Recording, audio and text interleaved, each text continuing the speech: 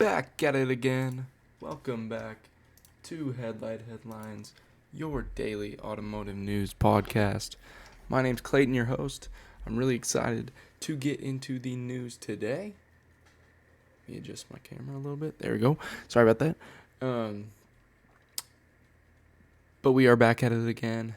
Make sure before we get started to check us out on Twitter at HlightHlines. Also on Instagram, TikTok, and YouTube at Headlight Headlines. And let's get right into it. Starting things off with a very, I guess to me, this was very unexpected. Not sure about you all. I haven't heard much about the Ford GT lately, but we have a very special edition of the Ford GT coming out this year, which is crazy. So 2022 is the end of the production for this generation Ford GT. It's been out for a while, I believe 2019 or 18 or something like that. Doesn't matter. But anyway, there is a special LM edition. It honors the Le Mans race that this vehicle occurred or was used in 2016. They had a class-winning race car, and they're making it into a special edition. They're saying there will be 20 versions of this car built, and it'll be delivered this fall, so very soon, since they are ending production here at the end of the year. Obviously, Ford versus Ferrari, all that stuff is huge with the Ford GT, and this second generation is coming to an end. And they're doing it with this race version of the car.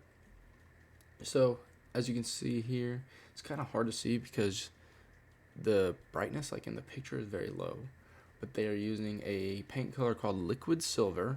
I think it looks awesome. And you can see down here at the bottom, and kind of in like the hue back here and all this, they are having either red or blue tinted carbon fiber, which is very interesting. I like blue better, so I would go with that. This one looks like it's red. It appears on the front splitter, side skirts, rear diffuser, kind of on the mirror right here, and on the back where the engine bay is. See these nice 20-inch carbon fiber wheels? They're okay. Not really the best, but they're decent. Also uses 3D printing, so on the titanium dual exhaust, and logos, some of them are 3D printed. Interior has Alcantara wrapped seats, and the driver's seat is either red or blue, but the passenger seat is just black with matching stitching for the red or blue. Very interesting. Don't know about it, but whatever. They're saying it'll have unique badging and a lot of fancy stuff like that, but they're only making 20, and this car already costs $500,000, so I can't imagine how much this one's gonna cost. At least $750,000 probably. That's my guess. I wish they had pictures of the blue, because this is a lot of red. I'm not really a big fan of red, but I think it looks cool. I think it has a lot of potential. Obviously 660 horsepower, hard to go wrong with that. Ford GT is a very nice car, every version of it, and this one is very special. So it's really cool to see them doing this. I did not even know it was the final year of the Ford GT. So, hey, more you know, I guess. But yeah, really cool from Ford. Very excited to see the blue version of this car, and maybe they'll do a couple other special editions here. Probably not, but maybe. Next up, we got the Jeep Renegade lineup changing a little bit. So they have taken out the base model sport trim, and they've also removed front-wheel drive from the vehicle's lineup. Only four-wheel drive, which is really cool. Because Jeeps, known for off-roading and all this. The Renegade, not so much. It's kind of just like a rebadged car, but whatever. Anyway, sorry, I lost my train of thought there. The Latitude, which was the second trim, is now the entry level, and they all get 4-wheel drive standard. And now there's a couple new package options to raise the prices, obviously. Pricing is not officially available, but I'm sure it'll be a bit more expensive. They're saying that this trim was at least $5,000 more than the base model trim, so I think it's going to be a bit pricey. I don't think it'll be much more pricey than it already was, maybe by like $1,000, $1,500 for this trim, but like just because of where the Latitude was compared to the Sport, it's a bit more expensive. Renegade has a turbo 1.3 liter with 177 horsepower, 210 pound-feet of torque with a 9-speed automatic. It's a wacky looking car, to be honest. Not for me, but some people might like them. I don't know. Nothing too crazy. Obviously, there's more packages. There's the Latitude Premium. There's a Renegade, Trailhawk, and Limited. So a lot of stuff you can get on this. The Limited has adaptive cruise control standard. It has LED lights. It has automatic high beams, park assist, windshield wiper stuff. So that has like a lot of safety features and other stuff. This regular Latitude, it has auto dimming rear view mirror, 8-way driver's seat that's powered, heated seats, heated steering wheel, roof rails, and fog lights. Nothing too crazy, but decent. I like that they all have all-wheel drive now, or four-wheel drive now. I think that's pretty good, pretty cool, because not all the competitors will have that. But yeah, just a little tiny update from Jeep for the Renegade. Next up, we have a British story, the Alpine A110R. So this is the R version of... Sorry, there was a loud car going by. Alpine A110 has been out for a little bit, and now this is the R version for the French sports car, and it has a lot of carbon. This car is very interesting to me, because British cars kind of have their own, like, footprint, I guess. And so I always try to, like, figure out, what American car does this look like? And I feel like if you take, like, the front from, like, here and chop it off, and you just look at this back area, like, behind the front wheel and back, kind of, to me, at least from this angle, looks like a Scion TC. I can't lie. Kind of. The door definitely does.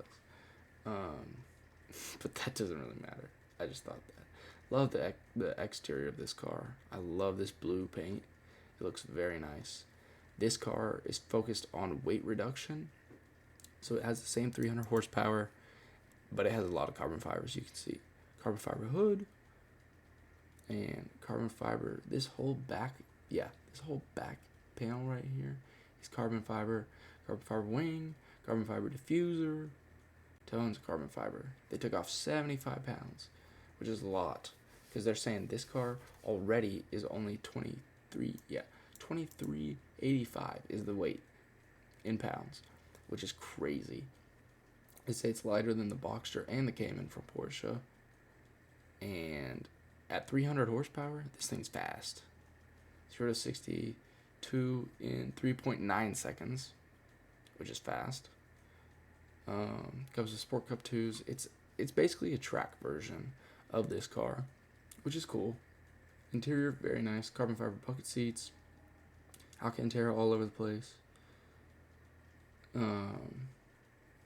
Very nice. I don't know. I think it's cool. Can't get it in the US though, so it's kind of like, oh. But I like this car. The back looks kind of Audi to me. The front is cool. These like nostril things, lights here, I like them, but they also are a little weird.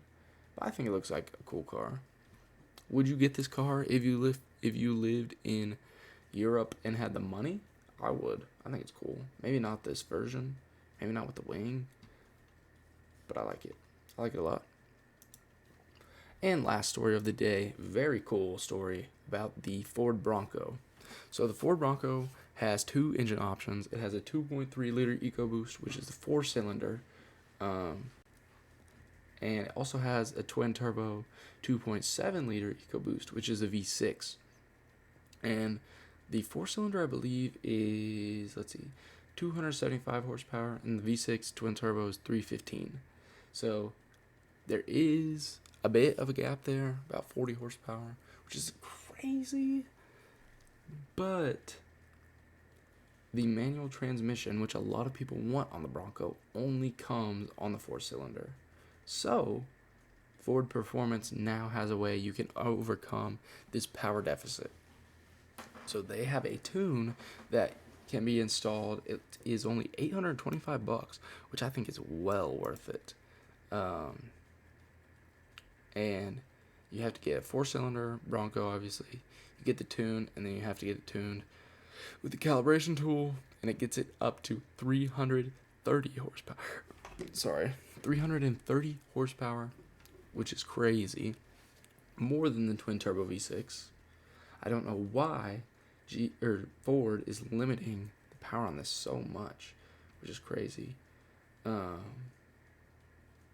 it's like it'll be the most powerful off-roader, I think, of its class. Obviously, besides the V8 Wrangler and the V8 Defender, but that's not really in its class. So, very cool from Ford.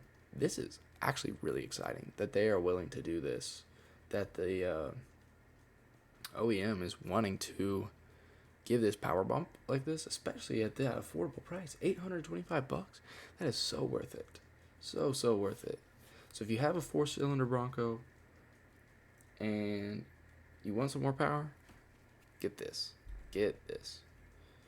And I really love how it also brings rev matching, I believe, with the tune to the manual transmission version. So that's cool. So all the manual lovers can finally get some more power in the Bronco, because I know some are a bit upset about not being able to get it on the V6. So very cool. But that's all of the news I got for today. Check us out on Twitter at AgeLightAgeLines. We will post a tweet every time a new episode goes live. Also check us out on YouTube. You can always find a video version of this podcast on there. And also check us out on Instagram and TikTok, where on TikTok we post clips from the podcast. But yeah, that's all I got for y'all for today. Stay safe out there. Have a great day. And I'll see y'all in the next episode.